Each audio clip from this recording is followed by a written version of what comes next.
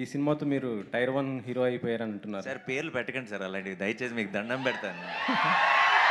ఎవరు మొదలెట్టారో తెలియదు, ఎందుకు మొదలెట్టారో తెలియదు. కానీ సోషల్ మీడియాలో ఇప్పుడైతే అదే అండి. సో నాకు సంబంధం లేని విషయం గురించి నన్ను క్వశ్చన్ అడిగితే ఎలా అండి? మీరు క్రియేట్ చేశారు, అదే ముందుకెళ్తుంది అలా. సో నాకు అసలు సంబంధం లేదండి. నన్ను అసలు వదిలేండి ఈ గోల్ నుంచి మధ్యలో బయటికి. కానీ మీ ఫ్యాన్స్ వదలట్లేరు కదా, మీ ఫ్యాన్స్ వదలట్లేరు కదా. ఎవరు కూడా అంటే ఎవరు నేను అసలు నాకు సో నేను అదే అంటున్నాను, నేను బయట ఉంటాను. నేను నాని గారితో 2 సినిమాలు చేశానండి. సో నాని గారి ఫ్యాన్స్ గురించి నాకు ఒక అంచనా ఉంది. ఓకేనా?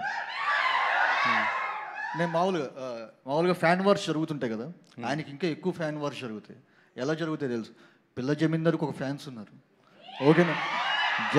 జెర్సీకి ఒక ఫ్యాన్స్ ఉన్నారు, శ్యామ్ సింగ్ రాయ్కి ఒక ఫ్యాన్స్ ఉన్నారు, దసరాకు ఒక ఫ్యాన్స్ ఉన్నారు, అంటే సుందరానికి ఒక ఫ్యాన్స్ ఉన్నారు, ఎంసీఏకి ఒక ఫ్యాన్స్ ఉన్నారు.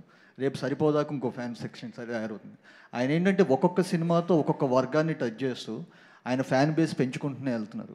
సో ఆయన మనం వచ్చేసరికి ఈ టైర్లోకి వెళ్తారు, ఆ టైర్లోకి వెళ్తారు, మనం రిస్ట్రిక్ట్ చేయకుండా ఆయన వదిలేస్తే ఇంకా ఇంకా తెలుగు ఫిల్మ్ ఇండస్ట్రీ ఇంకా ముందుకు తీసుకెళ్తారండి. వివేకాత్రి గారు, ఇందాక నుంచి మీరు అంటే యాజ్ ఎ డైరెక్టర్గా, రైటర్గా మీ సినిమా లెంగ్త్ని మీరు సపోర్ట్ చేసుకుంటూ మాట్లాడుతున్నారు.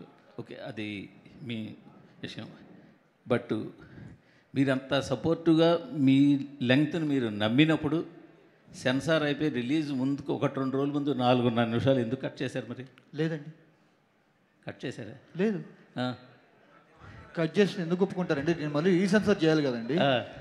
సేమ్ లెంత్ ఉందండి. ఓకే, మీకు తెలిసి రాంగ్ ఇన్ఫర్మేషన్ వచ్చింది మూర్తి గారు. ఓకే, లాస్ట్ మినిట్లో అంటే మాకు వచ్చిన సమాచారం ఏంటంటే లాస్ట్ మినిట్లో 4.5 నిమిషాలు కట్ చేశారని. మూర్తి గారు, మీకు వచ్చే సమాచారాల్లో 40% తప్పు, 60% రైట్ ఉంటాయి. ఇది ఆ 40%లో, ఇది ఆ 40% ఉందా? ఓకే.